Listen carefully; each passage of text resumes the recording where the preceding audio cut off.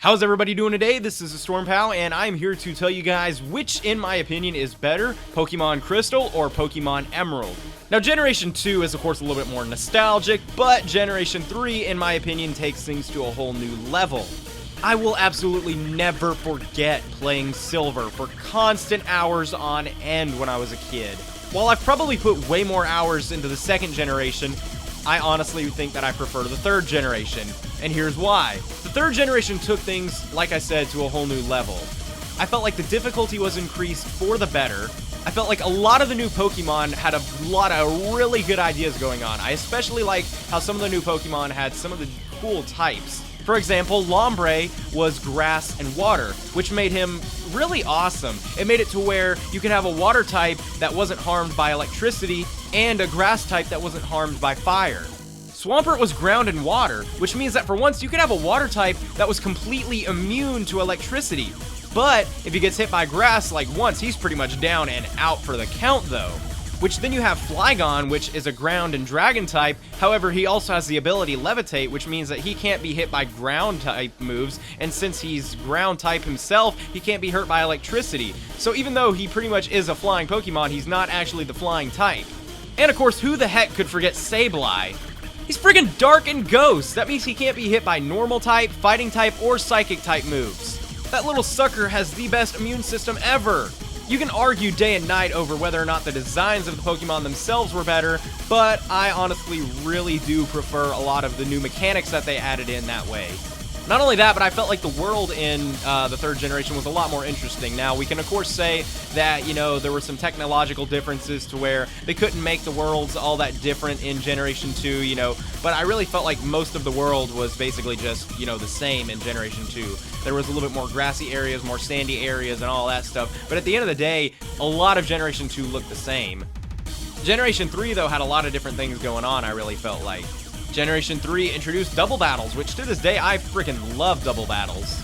And all in all, I really definitely preferred the whole Team Magma versus Team Rocket in Generation 2 and 3, because I really felt like Team Magma was a little bit more interesting. Maybe it was just because they're new, but I really did prefer the stories that they put you through with Team Magma. I really felt like they were more deceitful, whereas Team Rocket is more in your face, like, hey, we're gonna steal your crap and we're gonna run into this building, whereas Team Magma is more like, hey, we're gonna hide out here, and then eventually, every now and then, we're gonna do something big, and we're gonna try to take over the world here, you know. And of course there were actually two factions. There were Team Magma and Team Aqua, so it's like there were common enemies, and I really felt like that was cool. There were two bad factions, but at the end of the day you were kind of teaming up with one or the other to hurt the other, and I really felt like that was cool. That added a lot more depth to the story, where it's not just like, hey, we are the generic bad guys and we're gonna do bad stuff, so you have to stop us. But with Team Magma and Team Aqua, it was more like, hey, we're bad guys, but we're actually here for a specific purpose, not just because we're douchebags. And, you know, we might, like, one of the factions may try to hurt the other one, and I thought that was awesome. Well, there were a few things about Generation 3 that I didn't necessarily like how there are 3 different HMs for water, how there's Dive, Surf, and Waterfall. It seemed like, you know, your water type is basically destined to be an HM whore, and I really kind of don't like that.